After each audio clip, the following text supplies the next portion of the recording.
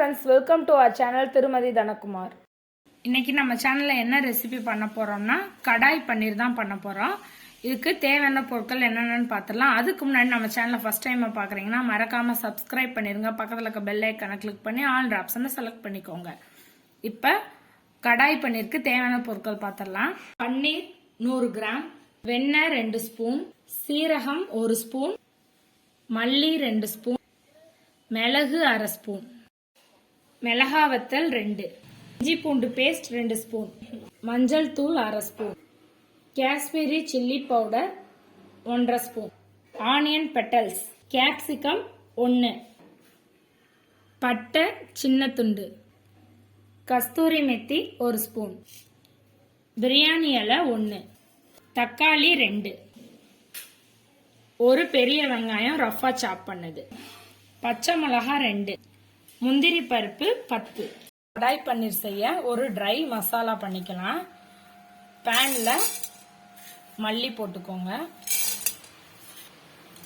சீரகம், மிளகு, மிளகா வத்தல் ஒரு 2 நிமிஷம் வறுத்தா போதும்.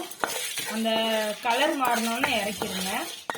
சிம்லேயே வச்சுக்கோங்க, இல்லாட்டி சீக்கிரம் கருகிரும். அரைச்சிட்டு வந்துடலாம். இந்த மாதிரி 1-2 அரைச்சா போதும். கடாய் பன்னீர் செய்ய ட்ரை மசாலா ப்ரிப்பேர் பண்ணியாச்சு. இப்போ பேஸ்ட் ப்ரிப்பேர் பண்ணிடலாம். இதுக்கு 1 ஸ்பூன் ஆயில் ஊற்றிக்கோங்க.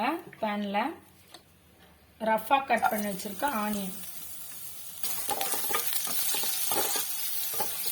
கொஞ்சம் ஆனியன் வதங்கினோன்னு இஞ்சி பூண்டு பேஸ்ட் போட்டுக்கலாம்.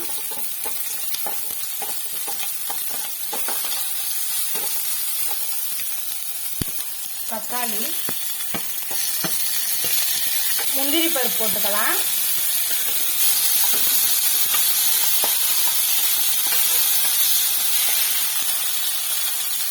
இப்போ நம்ம ஆனியன் டொமேட்டோ பேஸ்ட்டுக்கு வந்து நல்லா வதங்கிருச்சு. இது ஒரு 5 நிமிஷம் ஆற வச்சுட்டு நல்லா ஃபைன் பேஸ்ட் அரைச்சு வந்துடலாம். பட்டர் போட்டுக்கலாம். இப்போ பட்டர் மெல்ட் ஆயிடுச்சு. இதில் பிரியாணி இலை, ஒரு துண்டு பட்டை போட்டுடலாம். கஸ்தூரி மெத்தி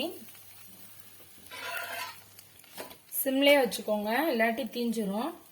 அடுத்து ஆனியன் பெட்டர், அடுத்து கொடை மிளகா போட்டுக்கலாம்.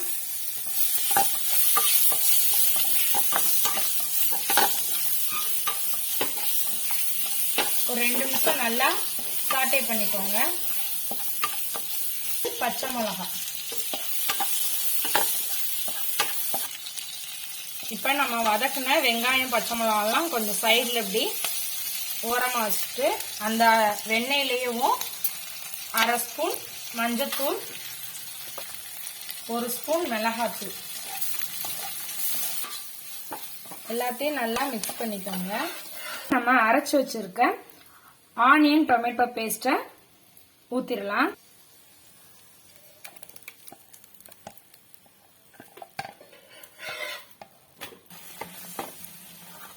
இப்போ மசாலா வந்து ஒரு 2 நிமிஷம் நல்லா கொதிக்கட்டும்.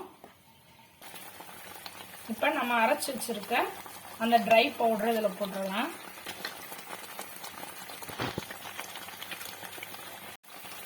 இதையும் நல்லா மிக்ஸ் பண்ணி விட்டுக்கோங்க.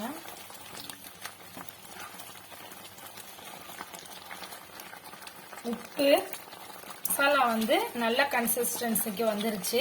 இந்த ஸ்டேஜ்ல பன்னீர் கியூப்ஸை போட்டுடலாம்.